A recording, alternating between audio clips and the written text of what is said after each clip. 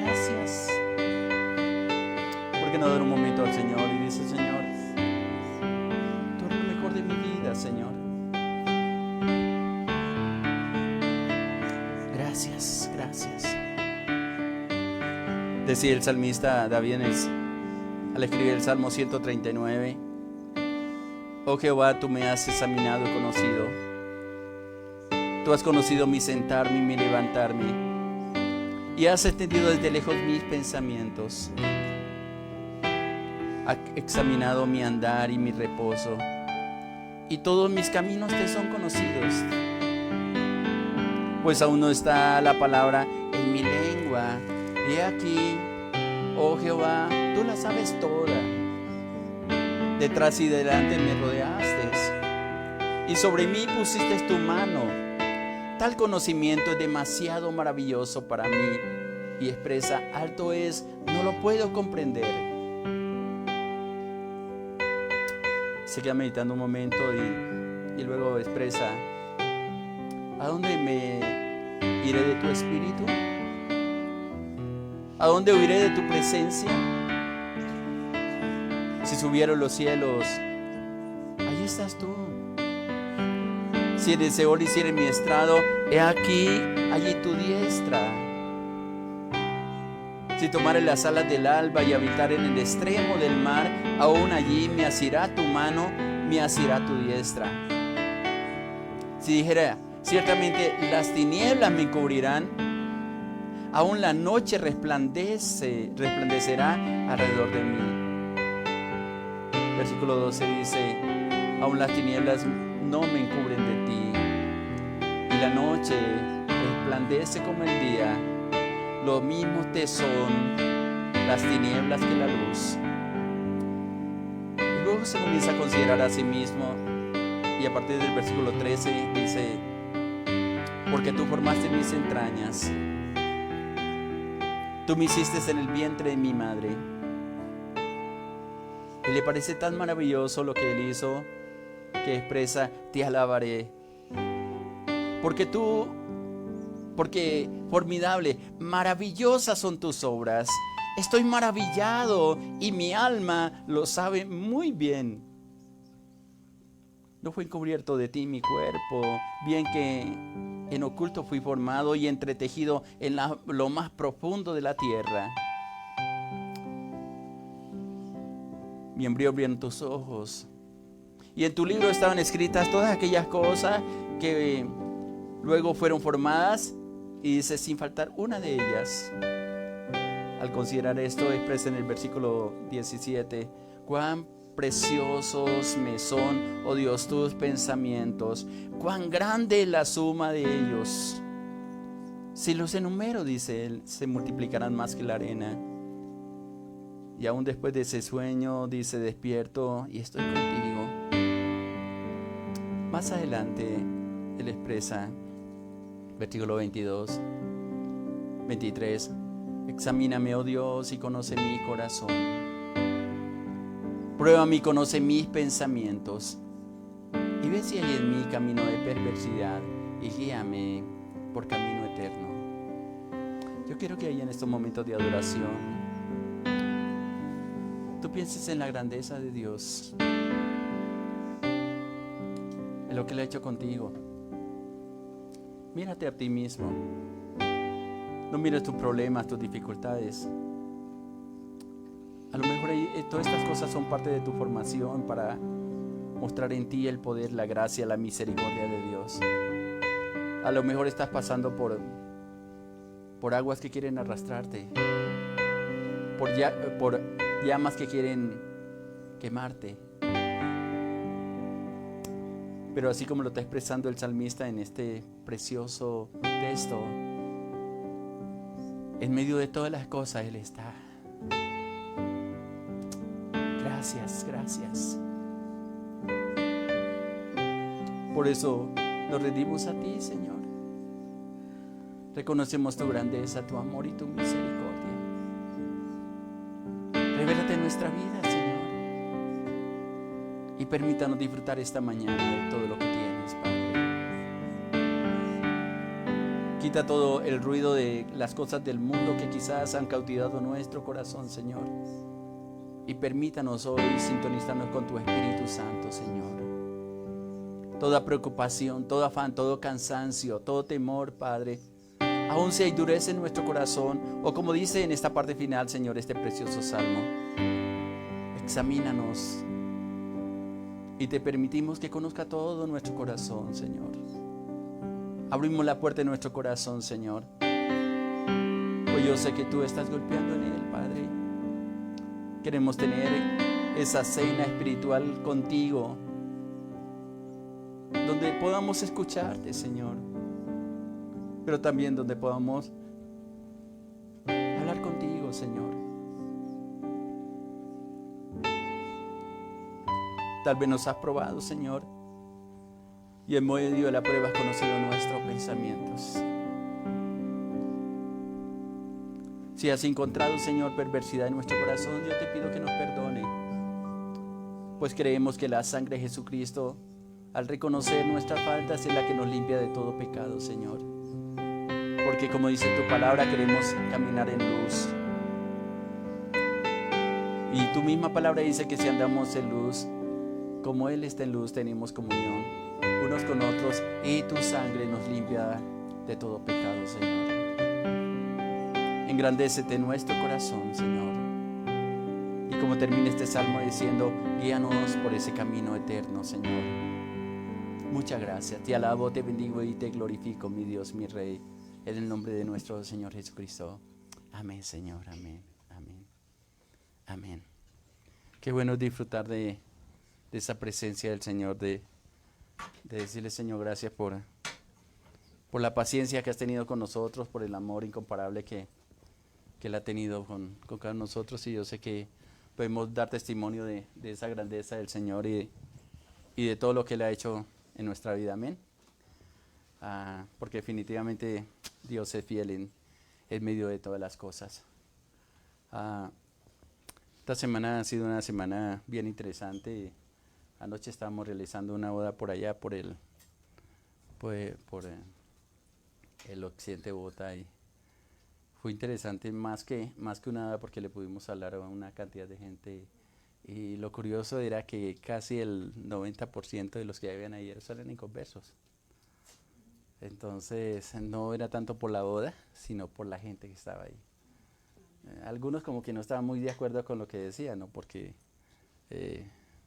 los jóvenes no están dispuestos a pasar la vida con una sola persona, sino con todas las que vengan.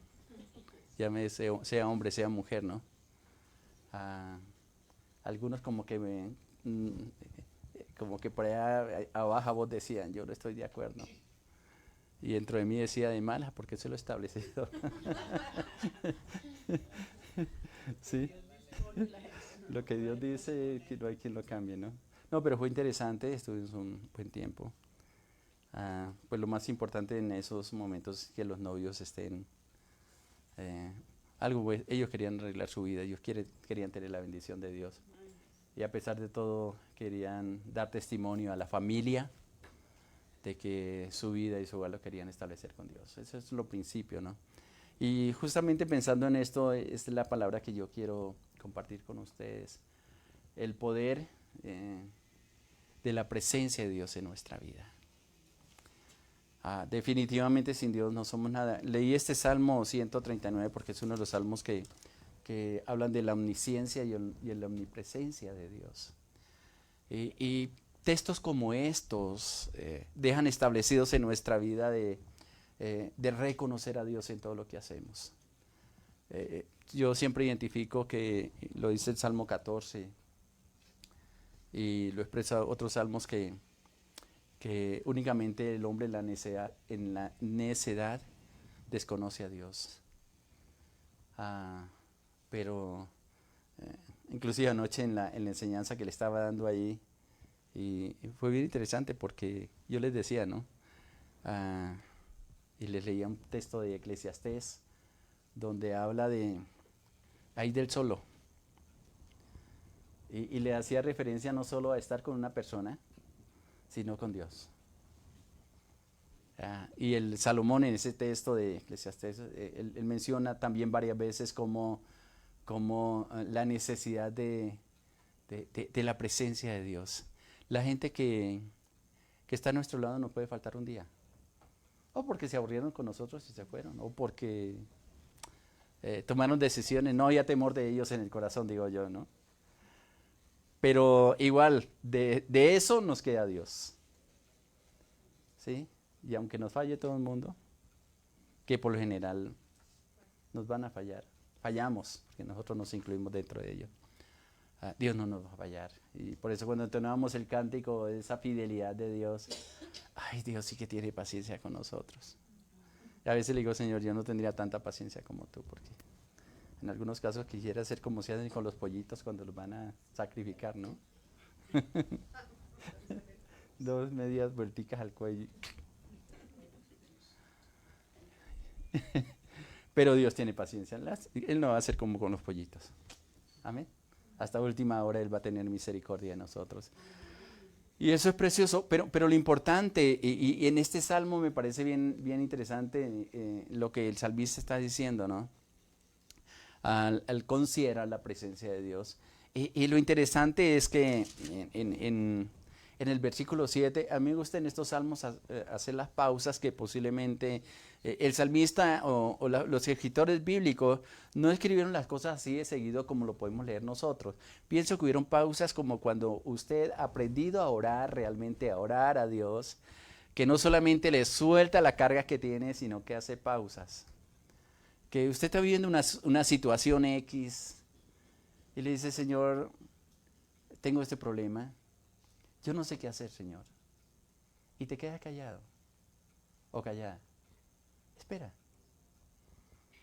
Lo que pasa, y más en las diferentes culturas de Colombia, decimos 1000 palabras en un segundo. ¿Sí? Pero cuando aprendemos a conocer a Dios y cuando disfrutamos de esa presencia de Dios, tenemos los momentos de pausa. Las pausas, a veces a la gente le da miedo. Y no sé qué pasa, no veo a la gente cuando estoy haciendo los devocionales, cuando hago pausa, si miran si fue que se desconectó, si fue que, ¿qué pasó? Pero son pausas. Y esas pausas en medio de cuando uno aprende a caminar con Dios son los mejores momentos porque es donde el Espíritu de nosotros con el Espíritu de Dios se unen y es la oportunidad de escuchar la voz de Dios.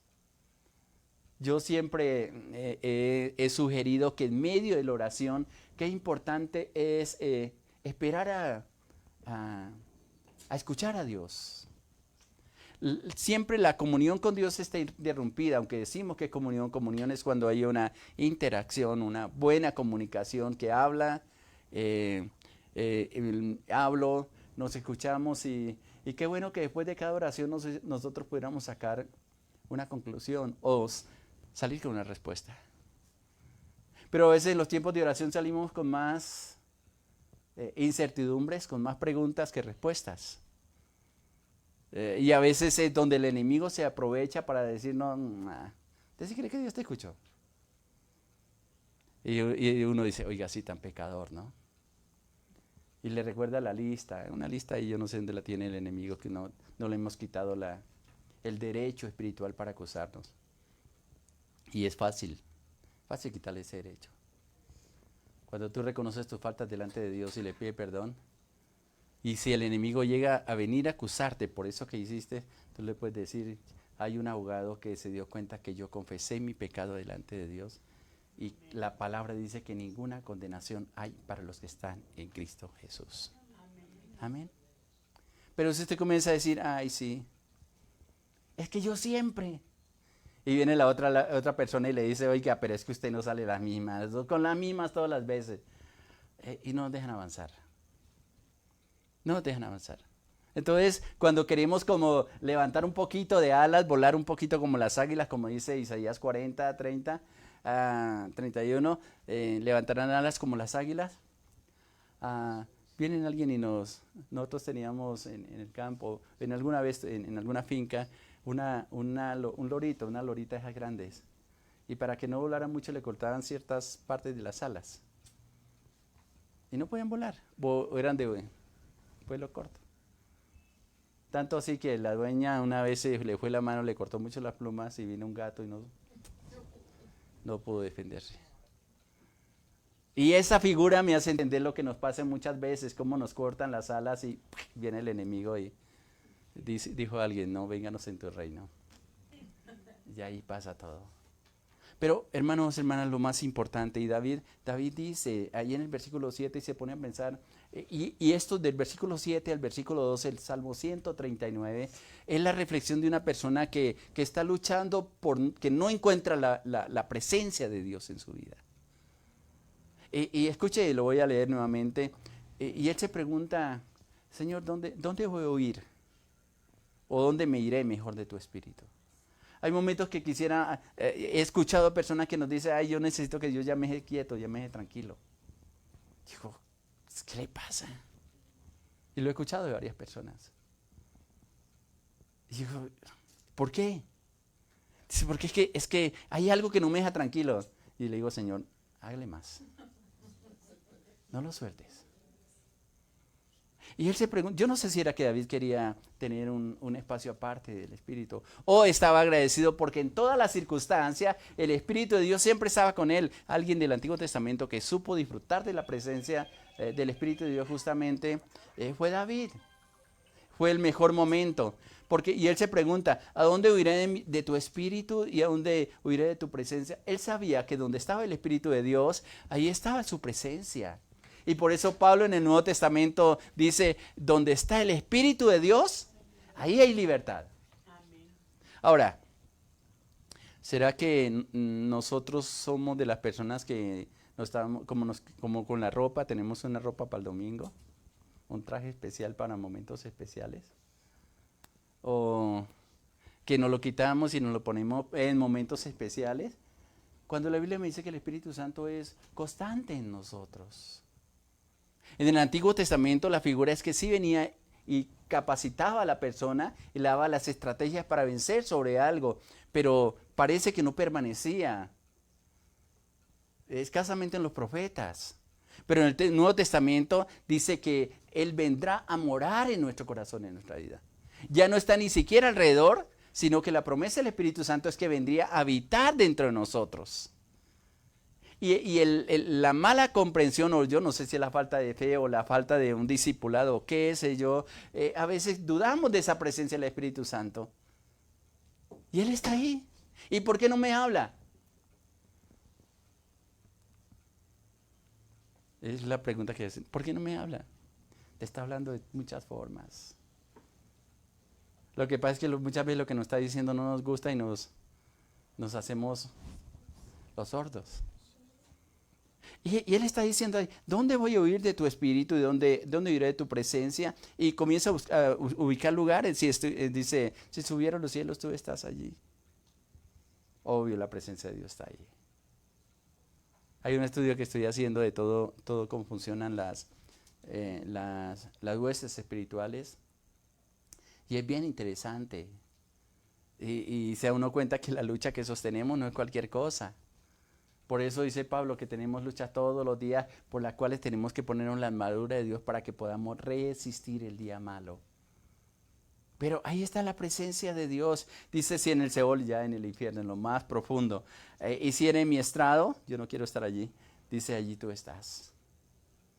¿Qué es lo que está diciendo? Inclusive añade, si tomare las alas del alba, es decir, va amaneciendo, y quiere quedarse como en la penumbra, no en la oscuridad, dice allí, y habitar en el extremo del mar, aún allí me guiará su mano, me asirá tu diestra.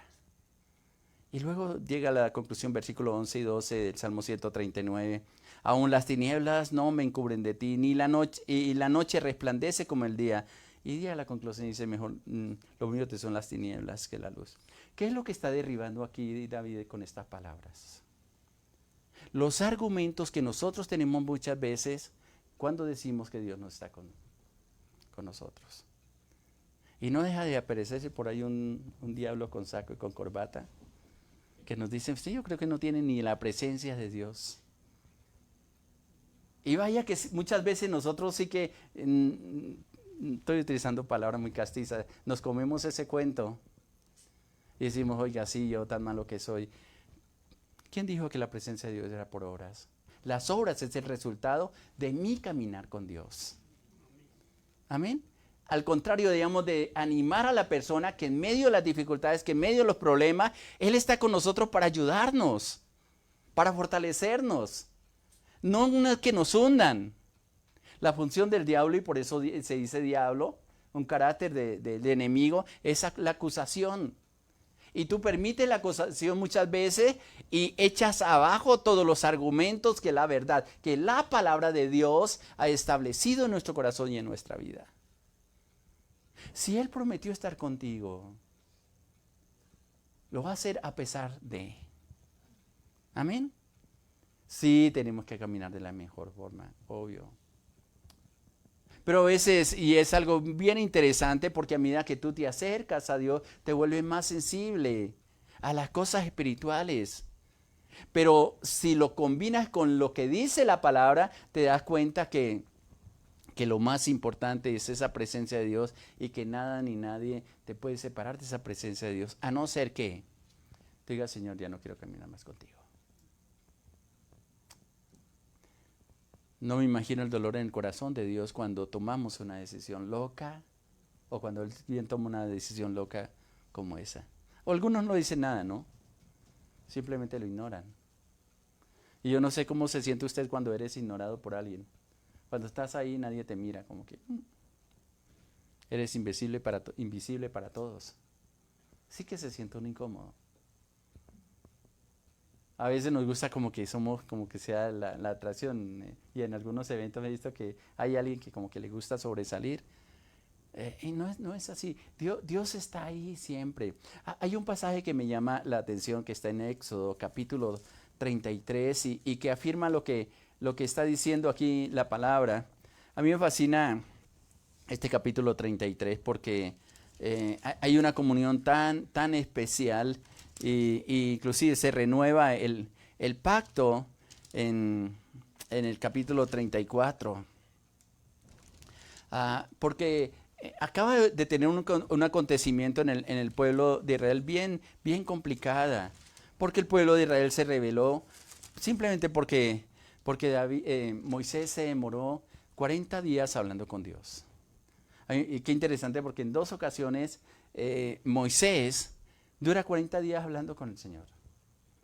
El primero cuando le da la ley, le escribe la ley, y mientras estaba escribiendo la ley en esas tablas que nos dice la palabra, el pueblo se desesperó tanto porque no estaba Moisés y era más pendiente de la presencia de Moisés que la presencia de Dios. Y creo que ese es un concepto equivocado que muchas veces se vuelven tan indispensables en nuestra vida, ciertas personas que nos parece que si ellos no están, no está la presencia de Dios. Y nos engañamos fácilmente. Si yo les digo, bueno, en 15 días voy a demorarme y no venir a la iglesia porque voy a estar por fuera, no sé, 2 meses, muchos dirían, ay, no es el pastor, yo no voy. Es que no es por mí. Es por la presencia de Dios. No, yo soy instrumento de Dios. Pero lo más importante en usted, mi hermano, al reunirse es que dice la palabra que donde hay 2 o 3 congregados en mi nombre, ahí estoy. No es que me vaya a irme por 3 meses, ni mucho menos, no, es un ejemplo. Pero sí muchos dicen, ay, como que no es el pastor, entonces, ¿a qué vamos? Y cuando lo lleve el Señor, tan bueno que era, ¿no? No.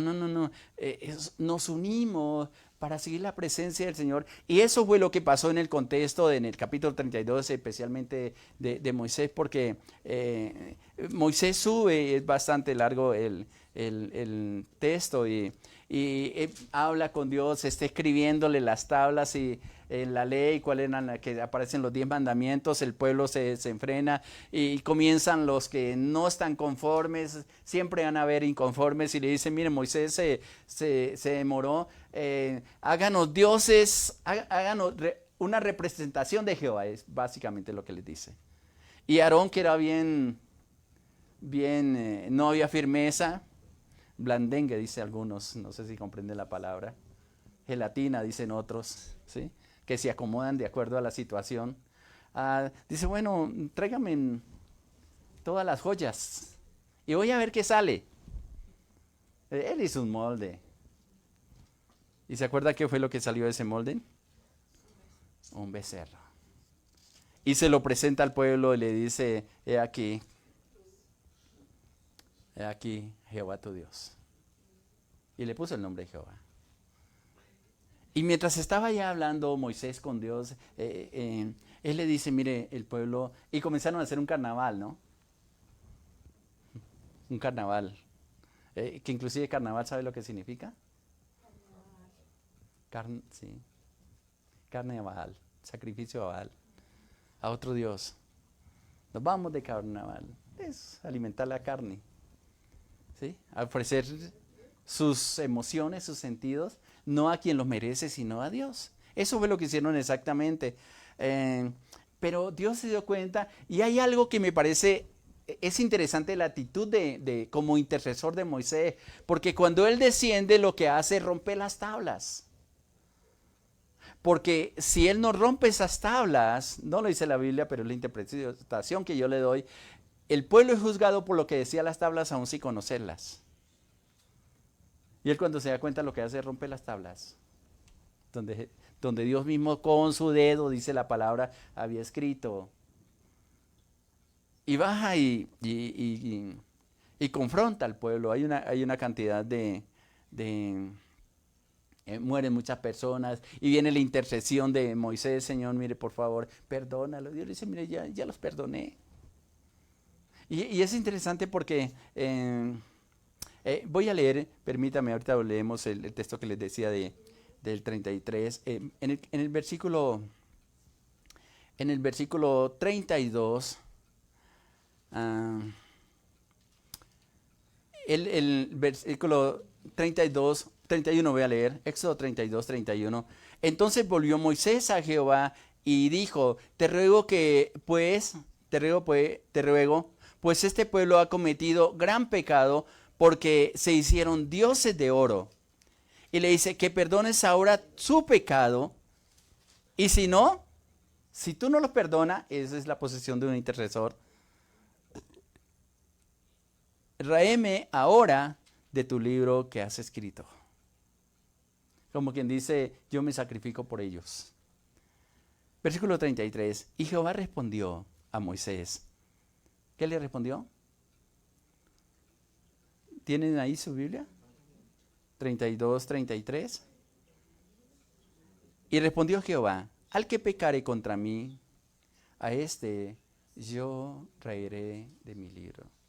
Como quien dice, Moisés, mire, tú no sabes lo que estás diciendo. Yo no borro el nombre del libro que he escrito simplemente porque tú me dices que lo borre. Y le explica, al que pecare contra mí, a este raeré de mi libro. Ve pues ahora, y las instrucciones, lleva a este pueblo a donde te he dicho, y aquí el ángel de Jehová irá delante de ti. Pero en aquel día del castigo, yo castigaré en ellos el pecado. Y no se quedó sin consecuencias, porque el versículo 35 dice, y Jehová hirió al pueblo porque habían hecho el becerro que formó Aarón. Uno dice, oye, ¿por qué no castigó más bien a Aarón? Dios tuvo una paciencia con Aarón, que es bien interesante. Pero la muerte de él es bien interesante también. ¿Sabe qué hizo Dios con Aarón? Lo subió al monte y le quitó las vestiduras. Y ahí falleció Aarón. Es un cuadro bien triste. Porque casi no murió en una honra. Con Moisés fue diferente. Con Moisés dice que él le mostró toda la promesa de dónde iba a llevar al pueblo y Dios mismo lo enterró. Nadie sabe dónde enterró Moisés. Pero es una comparación bien interesante. Y esto que está diciendo, que más adelante Él va a castigar, o no se van a quedar sin castigo. Los perdona, pero no se van a quedar sin castigo. Y eso es lo que muchas veces nosotros tenemos, las consecuencias de nuestras acciones. de nuestro pecado, siempre va a traer una consecuencia, siempre, siempre. A veces nos deja una marquita. Yo tengo en mi cuerpo algunas marcas por mis locuras. Y cada vez que las veo, me acuerdo de las cosas que no debo hacer. Y entiendo que fue Dios corrigiéndome por cosas que si Dios lo permite, como cuando un hijo comete una falta y uno más bien lo felicita en lugar de corregirlo, sigue siendo la misma. Hay personas que más bien lo felicitan, ¿no? Dios nunca te va a felicitar por el pecado. Te va a corregir y lo hace con amor.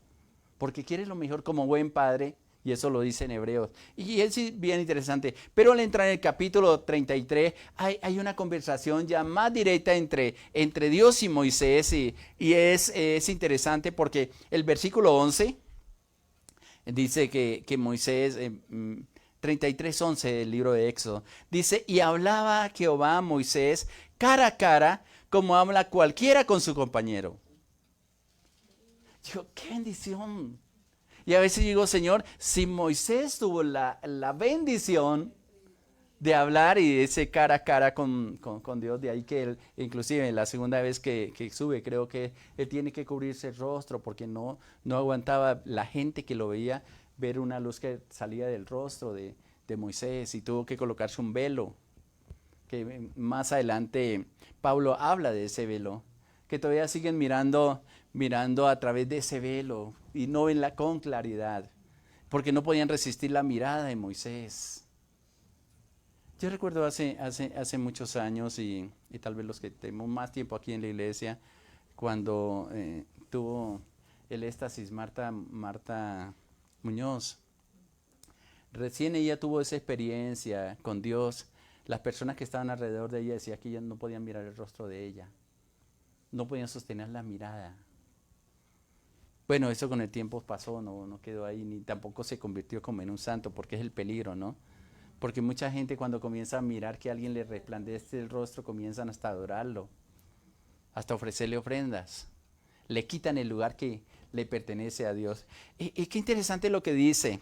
Ahora, más adelante, a pesar de que Moisés hablaba cara a cara, él no se conformó con eso porque inclusive en el versículo 34 de Éxodo 33 él le dice, bueno, está bien, yo de todas maneras los voy a reprender y yo tengo un tiempo para eso y tú sigas el camino que tienes que hacer. Cumple con lo que yo te dije que hiciera. Y el ángel irá delante de ti. Luego en el versículo 14, el versículo 13, él dice, he aquí, 33, 13 dice, he aquí, si he hallado gracia en tus ojos, te ruego que me muestres ahora el camino, para que te conozca y halle gracia en tus ojos. Y mira que esta gente es pueblo tuyo. Es pueblo tuyo. Ahora, quiero que miren este versículo porque Moisés no se conformaba con hablar cara a cara con Dios, sino que esta petición me llama la atención. Inclusive le dice, mire, la tarea que me has dado es una tarea bien complicada. Y él le dice, quiero que si haya hallado gracia delante de tus ojos, te ruego más adelante el versículo, que me muestres tu gloria. Y es interesante porque él dice, mire, todo lo que emprenda, si tu presencia no está conmigo va a ser un fracaso. Dios te puede comisionar muchas cosas. Dios te puede mostrar su propósito de muchas maneras. Y qué hermoso, digo, qué bendición tan grande cuando Dios le corre un poquito el velo y te comienza a mostrar del llamado que le ha hecho para ti. A lo mejor no son grandes cosas. Y Dios nunca te va a poner cargas que tú no vas a poder llevar. Si Él te dice, te encargo este hijo, no vaya a creer que es la mejor perita en dulce que te dio. A lo mejor va a ser bien complicado. Y de acuerdo al llamado de Dios, más complicado. Y más cuando Dios corre el velo de lo que Él quiere que una persona haga, se convierte en más blanco del enemigo. Entonces que Dios te diga, te voy a usar voy a hablar algo bien importante, en la intercesión. El diablo trata de colocar todos los obstáculos habidos y por haber para que tú no cumplas el llamado de Dios. Te va a poner todos los temores. Te va a tratar de colocar en ti confusión. Y va a tratar de desviarte de esos propósitos. Y mientras uno está dudando si es Dios el que me llamó, si es Dios el que realmente me dijo esta palabra, el enemigo va colocando trabas para que te desenfoques del llamado de Dios. Y uno dice, oiga, pero ¿por qué? El todo fue que Dios te dijera, voy a hacer esto contigo, y se le vino el infierno encima. Entonces uno comienza a buscar culpables. Comienza a buscar culpables. ¿Quién fue? Es que a mí no me respaldan. Es que mi familia no me tiene en cuenta.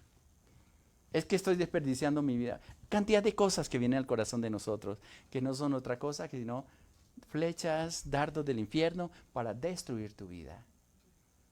Cada vez que Dios manifiesta su voluntad, y de ahí que muchas veces mantiene un velo sellado cierta área, cierto trayecto en nuestra vida, porque sabe que si Él revela lo que va a hacer contigo, el primero que te va a tener obstáculo y a lo mejor no tienes la capacidad en ese momento para enfrentar los embates, las batallas que el enemigo va a traer contra ti. Miren la vida de Jesús. Es interesante porque ayer estaba leyendo en el lugar donde estuvimos, estaba leyendo el primer milagro que hizo Jesús. Y estaba leyendo, bueno, convertir el agua en vino, ahí que está en Juan capítulo 2. El primer milagro que hizo Jesús. Y estaba leyendo y vino una pregunta, porque hay una inquietud. ¿Qué hizo Jesús antes de los 30 años? Entonces dice, bueno, los milagros del niño Jesús. Y ahí la Biblia dice bien claro que fue el primer milagro que hizo Jesús. Convertir el agua en vino. Así de que toda argumentación que diga que Jesús hizo milagros siendo niño, la Biblia no dice. Hubiera dicho, ¿no? Este es un milagro más que hizo Jesús. Pero si usted lee el capítulo 2 de primera de Juan, él dice es el primer milagro que hizo Jesús. Y eso es interesante tenerlo en cuenta. He conocido hombres y mujeres y en el caso de Jesús es bien interesante, porque parece que estaba velado qué era lo que venía a hacer Jesús. Únicamente le dijo en el nacimiento a través que a Zacarías, el padre de Juan el Bautista, le dijo lo que venía a hacer. A María se le mostró algo, pero hay algo interesante que hace María, el vaso que utilizó Dios para traer a Jesús, y es que todo lo que ella escuchaba de Jesús, ¿se acuerda qué hacía ella con lo que recibía? Lo guardaba en su corazón. No lo publicaba. Nosotros cuando escuchamos una bendición que le hablan a nuestros hijos, lo comenzamos a publicar. El Señor dijo que Ay, hermana. Más bien que caiga sobre ti la unción de Zacarías, vea boquita cerrada, vas a tener menos problemas con el infierno. A veces por imprudencia le damos oportunidad para que las tinieblas se vengan. Hay cosas que Dios la da en el secreto, que aunque utiliza vaso para mostrarnos ese propósito de Dios, el que tiene los oídos más agudos para escuchar lo que Dios va despejando, va abriendo, es el enemigo para estorbar los propósitos de Dios. Y yo reconozco que personalmente he sido imprudente con algunas cosas. No hemos sabido administrar la palabra de Dios. Sí, usted puede bendecir a su hijo, usted puede declarar, coloque el nombre de Dios, lo he enseñado en los devocionales, el nombre de Dios sobre tus hijos, porque la promesa que está en número 6 es, coloquen el nombre sobre los hijos de Israel y Dios los bendecirá. Esa es la promesa y está vigente. Pero comenzamos y tal vez sí, bueno, sí, Señor, tú me dijiste que ahí en el secreto hay como hay un vallado ahí en el secreto de Dios donde el enemigo no puede traspasar. El problema es cuando tú sales de ese vallado, de ese secreto, de ese lugar secreto y lo comienzas a publicar. Y el enemigo sabe lo que es de Dios y sabe lo que no es de Dios.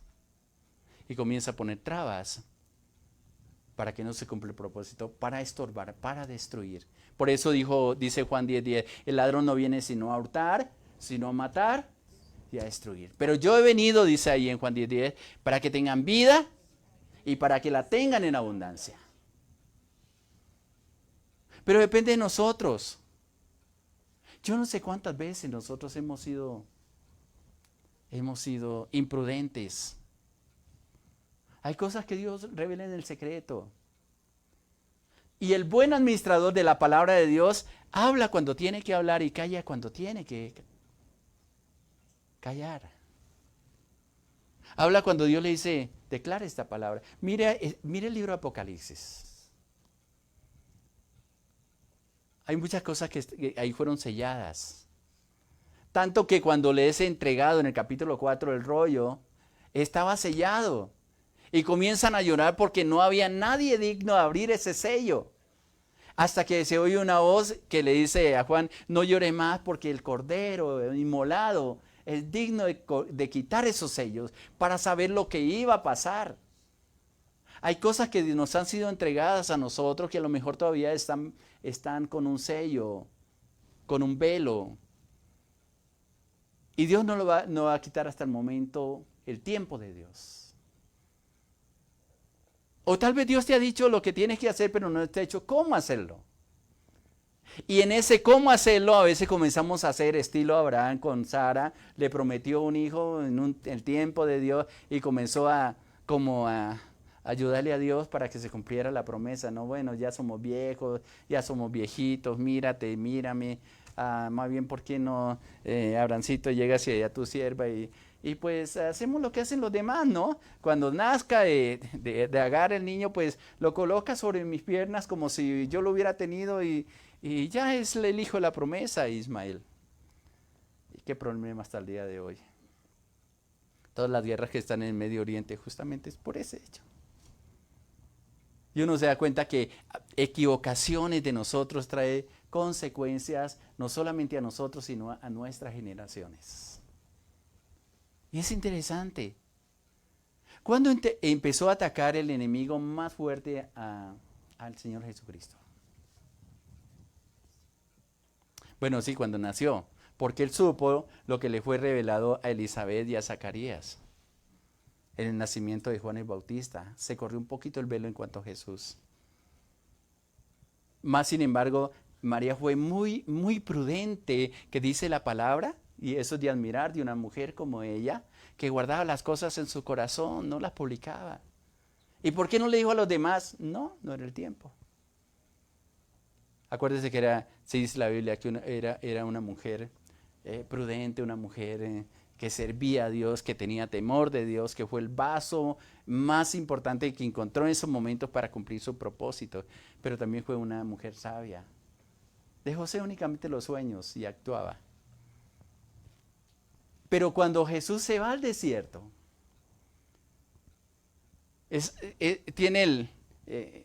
y antes de ese desierto hizo algo que comenzó a correr el velo. Y fue cuando llegó a Juan el Bautista. Juan el Bautista no lo quiere bautizar. Y él dice, no, usted es el que tiene que bautizarme a mí. Y él dice, no, se tiene que cumplir lo que está establecido. Es conveniente que cumplamos toda la ley. Lo bautiza. ¿Y se acuerda qué ocurrió tan pronto? Salió Jesús de las aguas. Vino el Espíritu Santo. Y salió una voz que dijo, lo confirmó. Que tal vez no sé si fue de ahí donde empezaron la confirmación. Lo confirmó diciendo, este es mi Hijo amado y en él me complazco. Y después de eso, de esa revelación que recibió Jesús, entra el ayuno. Y en el ayuno dice que fue probado Fue llevado por el Espíritu inclusive, dice la palabra. Y cuando estaba en esa batalla de la carne, que es lo que nos confronta realmente, si le hemos creído a Dios o no le hemos creído a Dios, nos confronta, obvio, después de 40 días, ¿quién no va a tener hambre? Y más en un desierto. Yo creo que no había ni lagartijas ahí para comerse unita por ahí, sacrificarla. Y tiene hambre. Y yo creo que como muchos de nosotros, bueno, no me gusta tanto, les gusta mucho el pan. Y ve pan por todo lado. Y viene la voz del enemigo, pues si tiene hambre, tanta hambre, y tú debes ser el Hijo de Dios, ¿qué hace que no conviertes esas piedras en pan? Y la respuesta de Jesús es contundente. Había aprendido que lo más importante para su vida era la presencia de Dios y que esa presencia de Dios le trajera la palabra precisa para cada circunstancia de su vida. No solo de pan vivir el hombre, sino de toda palabra que sale de la boca de Dios. ¿Ustedes se imaginan lo que pasó en el cielo en esos momentos? Me gusta hacer la visión panorámica, que no solamente uno ve lo que ocurre aquí, pero qué está aconteciendo en el cielo. ¿Usted sabe qué acontece en el cielo cuando un pecador se arrepiente? Fiesta. Hay fiesta. Los ángeles hacen fiesta, dice la palabra. Por eso los acontecimientos de aquí en la tierra tienen repercusión en el cielo. Y yo me imagino en el cielo cuando Jesús sabe enfrentar la situación y no se mueve por la necesidad, que realmente es lo que está diciendo en esa tentación. No cede a la tentación por la necesidad. ¿Cuántas necesidades, cuántas cosas nos pide el cuerpo? Hay una naturaleza caída dentro del ser humano que le insta a negociar los principios de Dios. Y por llenar un vacío, por tener un rato de contentamiento, comete unas decisiones que van a perjudicar su vida. Y ya no hay una fiesta en el cielo, sino hay lágrimas. Sabiendo lo que Dios le ha dicho todavía, hay mucho niezo, mucho cabeza y hueca. Yo creo que algunos ángeles hasta se animarán de venir y pegarle un calvazo, qué sé yo, un coscorrón para que diga, ¿qué le pasa? Y yo creo que, y es interesante, me imagino que en el cielo cuando Jesús da esa respuesta, hubo una conmoción. Porque le estaba mostrando también al Padre, o una afirmación, porque el Padre le había dicho, este es mi Hijo amado y en Él tengo complacencia, porque estaba dispuesto a obedecerle. Ahora bien, ¿cuántas cosas nosotros hemos negociado por llenar un vacío en nuestro corazón? Tal vez no hemos tenido que decir, pasar por el momento como Jesús, de pasar un momento de hambre para decir, ay Señor, que esto se convierta en pan porque estoy que me muero de ganas de pan. Pero hay cosas que batallas en nuestro corazón. ¿Qué negociamos? Y hay un cuadro en el Antiguo Testamento también bien interesante de Esaú. Un día viene con hambre. Y está Jacob como buen cocinero preparando unas buenas lentejas que botan un olor, y el que se trozaba del hambre. Y llega a una conclusión. Él sabía que era el primogénito y que tenía la bendición por ser el primero, que aunque hubo una lucha al nacer, él dice, ¿para qué una bendición si voy a morir de hambre? Esa es la conclusión que Esaú llega. ¿Para qué una bendición si voy a morir de hambre? Voy a aplicarlo en este tiempo. Usted mira a las personas que se deleitan en las cosas del mundo. Aparentemente son felices. Y ya en la conclusión dice, me voy a morir y no voy a disfrutar de esto. Y se dan la vueltica. Y no saben lo que pierden. Eso le pasa a Esaú.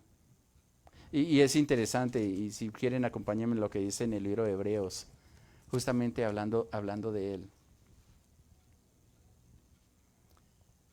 el capítulo 12, versículo 16. Bueno, versículo 15 voy a leer. Hebreos 12:15. Mirad bien, dice el escritor, no sea que alguno deje de alcanzar la gracia de Dios. No sea que alguno deje de alcanzar la gracia de Dios, que brotando alguna raíz de amargura os estorbe y por ella muchos sean contaminados. La amargura llega cuando usted quiere algo y hay alguien que se lo impide. Hay momentos que Dios es muy celoso con personas. Hay cosas que Dios no me permite hacer. Aunque, como dijo Pablo, todo me es lícito, pero no todo me conviene. Todo es lícito, pero no todo me conviene. Hay cosas que las puede hacer, pero ¿qué daño va a causar en tu relación con Dios? No ni siquiera en el cuerpo. No ni siquiera en el cuerpo. Hay cosas que le dicen, Señor, no lo hagas. En otra ocasión íbamos a orar por una familia y pues yo iba dirigiendo el grupo. Hace bastantes años esto. Estaba en formación. Y cuando estábamos ahí, pues oramos, pedimos las instrucciones de Dios. Dios nos dijo cómo teníamos que hacer. Compartimos con todos, encargamos a cada una de las personas que iba a hacer al entrar, porque Dios nos dijo específicamente qué tenía que hacer.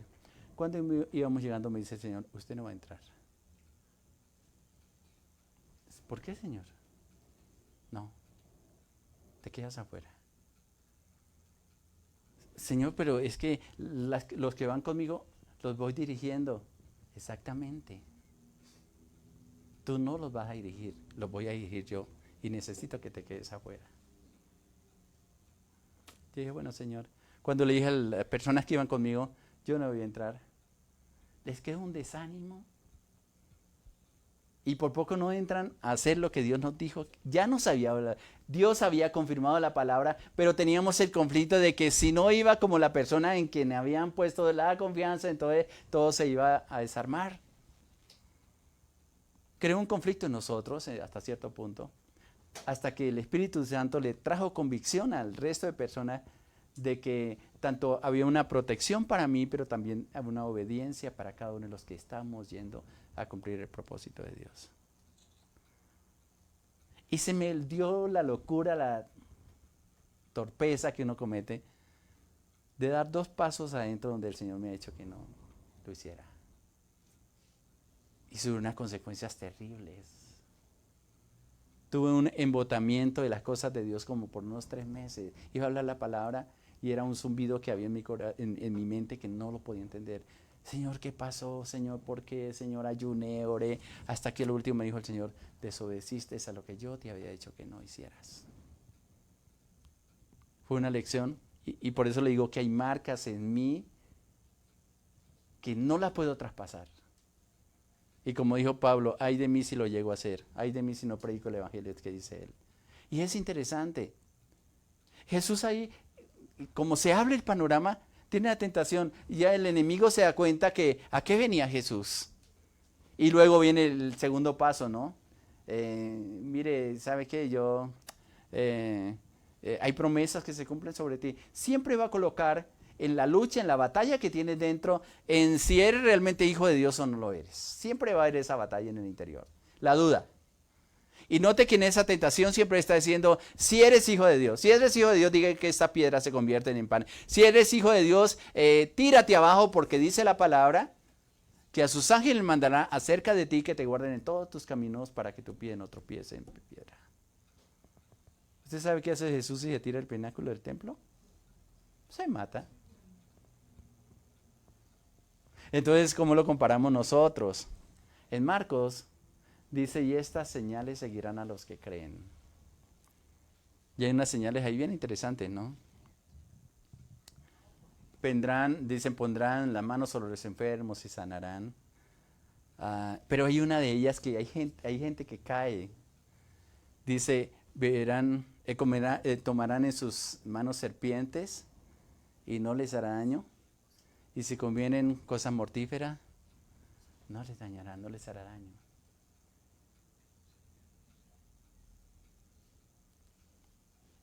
Entonces voy a meter hay unas sectas inclusive donde tienen serpientes. Y si y le hacen la prueba. ¡Qué locura! Eso es tentar a Dios. El poner en duda si eres hijo de Dios o no eres hijo de Dios. Él dijo que era hijo de Dios y punto. No te pongas a buscar pruebas. Y Él te va a respaldar en lo que Él te ha dicho que tienes que sacar adelante. De lo demás no se preocupe. Pero saca de su corazón la duda de, ¿será que Dios sí está conmigo? Eso va a traer tropiezo a tu corazón y a tu vida. Y le va a dar oportunidad al enemigo para no cumplir los propósitos de Dios. Si volvemos al texto de Moisés, de Éxodo 33, hay una promesa que Dios... Moisés no está convencido con lo que Dios le dice. Bueno, sí, es una bendición que yo hablo contigo. Y él le dice, mire, sí he hallado gracia delante de tus ojos. Estoy leyendo el versículo 13 de Éxodo 33. Dice... Voy a leer todo, versículo 13. Ahora pues, si he hallado gracia a tus ojos, te ruego que muestres tu camino para que te conozca y halle gracia a tus ojos. Mira que este pueblo es tuyo. Ahora, si ustedes miran la petición de Moisés, es bien interesante. Nosotros muchas veces caminamos detrás de los milagros, las obras. Ay, Señor, sácame este problema. Señor, si tú me sacas de aquí en adelante, pues, tú sabes. Tú sabes. Y realmente nosotros no sabemos. Lo cumplimos cierto tiempo y después ya se nos olvidó. Pero hay algo que le está pidiendo Moisés. Y a veces digo, y leíamos antes, si era un hombre que hablaba cara a cara con Dios como cualquiera con su compañero, ¿no era suficiente? Todo lo que le consultaba Moisés a Dios, Dios le tenía una respuesta. Como cuando yo estoy orando y le digo, Señor, mira esta petición, Señor, por la intercesión, la oración que hacemos a veces en la mañana, por familia, Señor, mira esto, mira aquello, mira por aquí. Y el Señor da respuesta. Y yo decir, gracias, Señor, porque contestaste. Mi hermana recibió aquella también, está pendiente esta, está pendiente aquella. Y pues como uno quedar contento. Bueno, sí, Señor, tú me escuchas y me respondes. Y ya. ¿Sabe una cosa que Moisés no quedó contento con eso? Moisés le dice, mira Dios, es cierto, hablamos cara a cara. Tú me has dado una tarea y yo sé que la voy a poder cumplir. Pero le pide algo más. Y le dice, te ruego que muestres tus caminos. Esa palabra, y hay un cántico que a veces me gusta entonar en los devocionales, que ese cántico dice, muéstrame tus caminos, oh Señor, y enséñame. Porque en ti he esperado todo el día, cada noche, muy temprano en la mañana, enséñame a esperar en ti. Moisés sabía que uno puede vivir viendo la manifestación de Dios, la dirección de Dios en todo lo que emprendemos. Dios te puede dar estrategias, cómo funcionar en un empleo, en un trabajo, cómo funcionar una empresa, cómo sacar adelante a sus hijos. Dios te puede enseñar todas las cosas, y de por sí están escritas en la palabra. Y tú las pones en práctica y ves los resultados. Pero no conoces a Dios. No conoces los caminos de Dios. Y esa es la preocupación. Señor, ¿de qué sirve? Voy a traducirlo de esta manera, interpretando lo que Moisés está diciendo. ¿De qué me sirve sacar a este pueblo y llevarlo hasta donde tú me dijiste que lo tenía que llevar si al fin y al cabo voy a caminar con un desconocido? ¿Saben que muchas veces caminamos con Dios sin conocerlo?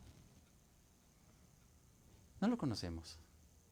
Sabemos que es un Dios, sabemos que es todopoderoso, sabemos que es Dios de amor, sabemos que es misericordioso.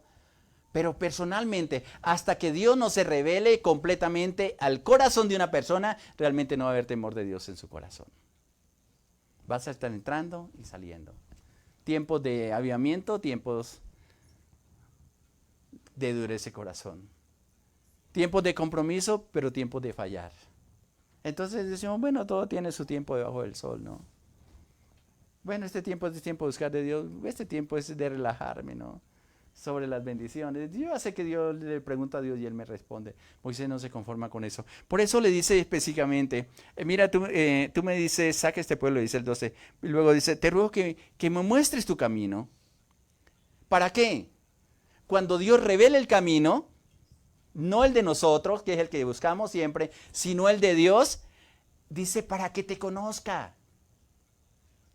Oiga, espere, 40 días en el monte, hablando con Dios, ¿y no conoció allá a Dios? Interesante, ¿cierto? Entra al templo, baja a la nube, habla con Dios, al templo, al tabernáculo, y todavía dice que no lo conoce. ¿Sabe que yo leer estas palabras? ¿Sabe qué le digo yo al Señor? Realmente no te conozco. No te conozco todavía.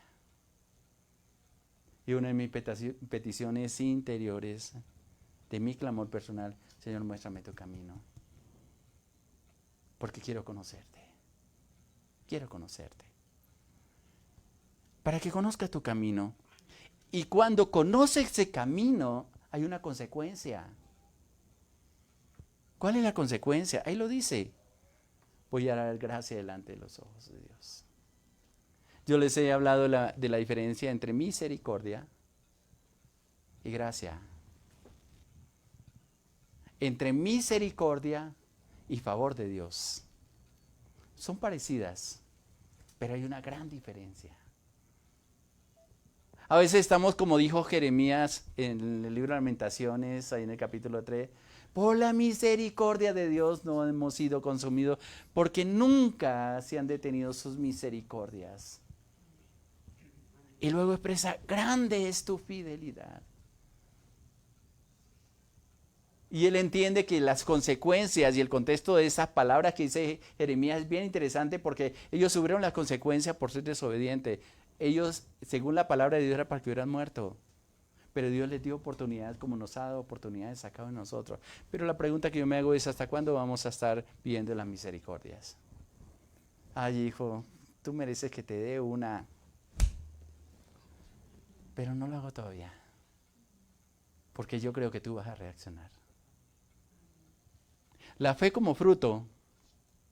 Yo he hablado a veces de las 4 clases de fe, al menos que encuentro en la Biblia. Una fe natural. Que si yo me siento en una silla, yo sé que esa silla me va a aguantar para sentarme. Que si voy y busco el switch para apagar la luz, con solo accionar un botón se va a apagar. Si alguien no sabe eso, va a decir, ¿y seguro que si yo toco ese switchecito ahí se va a apagar la luz? Pongo duda. Nosotros lo hacemos por naturalidad. Eso es una fe natural. La fe para salvación es creer que si confieso a Jesucristo como Señor y Salvador, y creo que Dios lo levantó de los muertos, creo en mi corazón que Dios lo levantó, seré salvo. Esta es una fe de salvación. Está la fe como don, que de entre las 9 dones que están escritos en 1 Corintios capítulo 12, menciona la fe como don. Esa es la seguridad de que Dios va a obrar en medio de todas las circunstancias. Y está la fe como fruto. Y la fe como fruto se relaciona, porque hay 3 de ellos, son 9, 3 se relacionan con lo que recibo de Dios, 3 se relacionan con lo que yo tengo en Dios, y 3 se relacionan con las personas que están alrededor. Con Dios, conmigo y con las personas que están alrededor. Y en ese grupo de las 3 de las que se relacionan con los demás, la fe como fruto me llena de confianza de que mi hermano, mi hermana, mi esposo, la persona por la que tanto oro va a cambiar. Eso es lo interesante de ese tipo de fe. Casi no se habla de ella. Entonces usted está orando por un cambio para su esposo, para su esposa. Y en el diálogo, ¿usted cree que va a cambiar ese diablo? Yo creo que va a cambiar. Eso no lo puede dar sino el Espíritu Santo en su corazón. Así todos les digan, mire, ese se va para el infierno, porque qué más diablo que él. Pero usted tiene una fe segura de que Dios va a orar en el corazón y Él va a responder a la misericordia de Dios. Amén. Si no tiene ese fruto, tal vez lo amarra bien y lo tira ya. Este diablo no tiene no se va a arrepentir nunca. No.